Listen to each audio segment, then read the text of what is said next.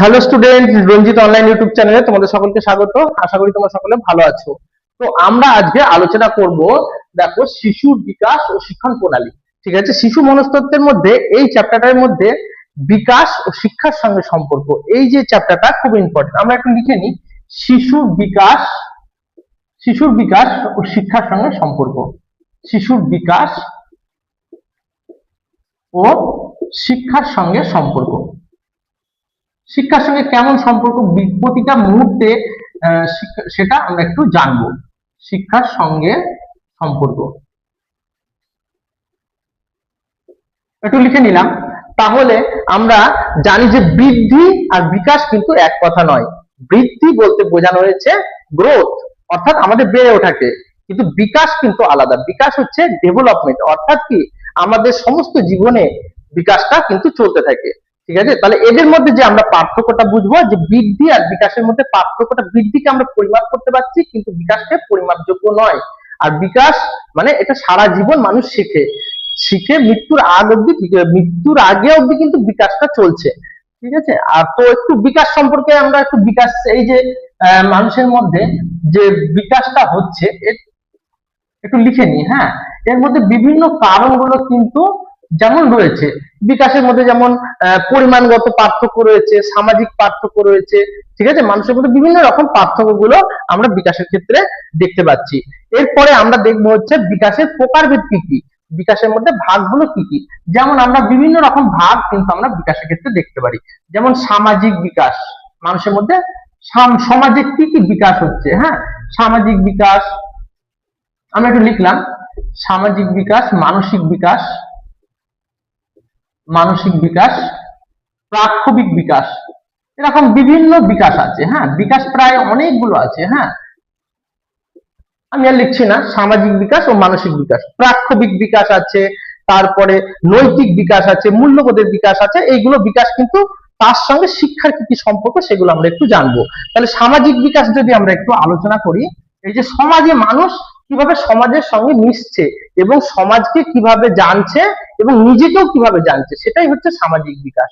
তো সামাজিক বিকাশের যদি আমরা একটু স্তরগুলো আলোচনা করি, কি কি স্তরগুলো সামাজিক বিকাশের ক্ষেত্রে বিভিন্ন মনস্তত্ত্ববিদগণ পরিলক্ষিত করেছেন। ঠিক আছে, তো সামাজিক বিকাশের ক্ষেত্রে প্রথম শৈশবকাল।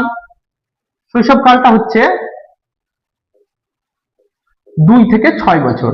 হ্যাঁ, 2 থেকে 6 বছর। এই সময়টা হচ্ছে মানুষ কেমন হচ্ছে, সমাজের সঙ্গে কিভাবে মিশছে। শৈশবকালে তাহলে আমরা কি করছি, আমরা সমাজের সঙ্গে মিশছি কিন্তু। হ্যাঁ, কিন্তু সমাজের কিন্তু ধারণাটা আমাদের কিন্তু অস্বচ্ছ ধারণা থাকছে সমাজের সঙ্গে। হ্যাঁ, তাহলে আমাদের কল্পনা শক্তি বৃদ্ধি পাচ্ছে এই সময়। তারপরে বিভিন্ন পশু পাখি সম্পর্কে আগ্রহ দেখা যাচ্ছে, বিভিন্ন পরীর প্রতি আগ্রহ দেখা যাচ্ছে, বিভিন্ন খেলাধুলার প্রতি আগ্রহ দেখা যাচ্ছে। এটা হচ্ছে আমাদের শৈশবকালে। ঠিক আছে, এবার হচ্ছে আমরা একটু তারপরেরটা হচ্ছে কৈশোরকালে।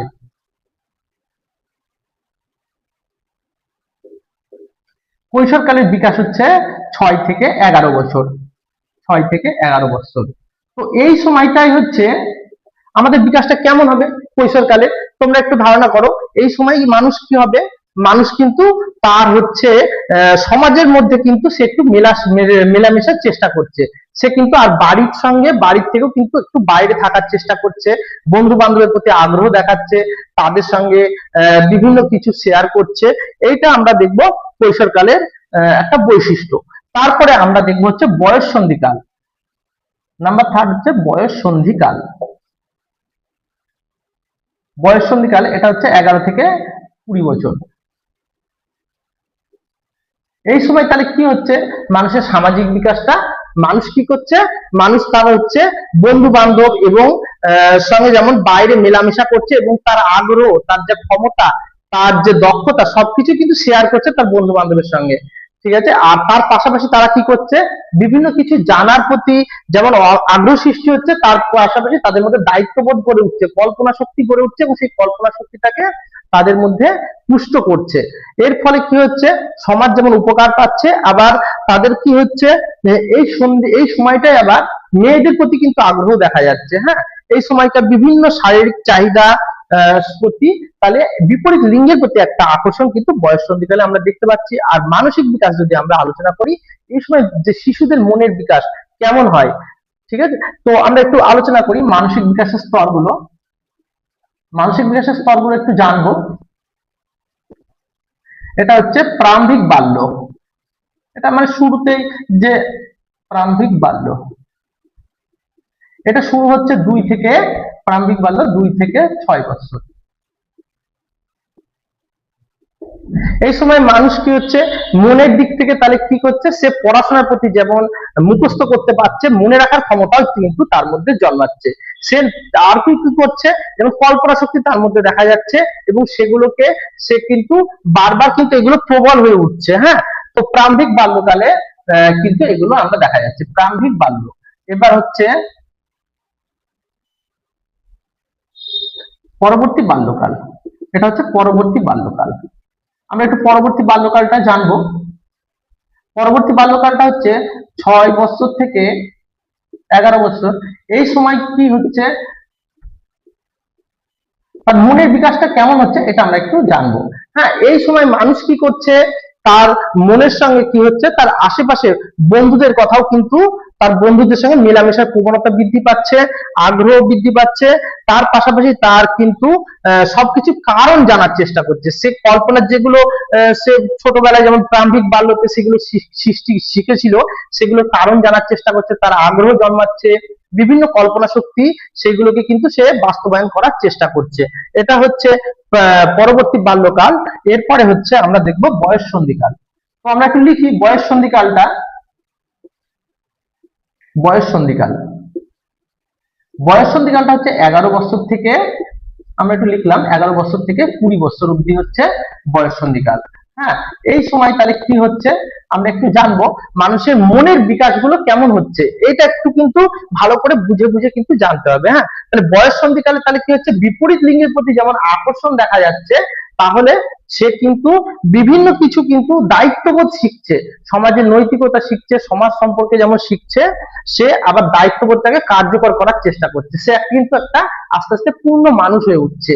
তো আমরা কিন্তু এই দুটো নিয়ে একটু আলোচনা করলাম। তাও একটু বলে দিই, সামাজিক বিকাশ আর মানসিক বিকাশ, এর পরবর্তী বিকাশ যে স্তরগুলো আছে সেগুলো আমরা পরে জানবো। তো তোমরা একটু দেখে নাও, মোটামুটি যা আলোচনা করার আমি একটু বললাম।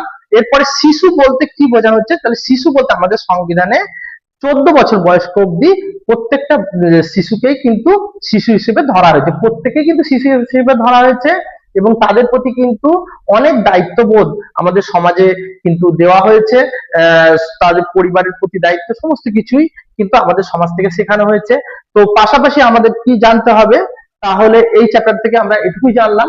পরবর্তী চ্যাপ্টার আমরা পরবর্তী বিকাশ বিষয় নিয়ে আলোচনা করব, বিকাশের বিভিন্ন স্তরগুলো নিয়ে। তোমরা চ্যানেলটা কিন্তু অবশ্যই সাবস্ক্রাইব করে দেবে, আমরা পরবর্তী ভিডিও নিয়ে আসছি। তোমরা সকলে ভালো থাকবে। ওকে, ধন্যবাদ।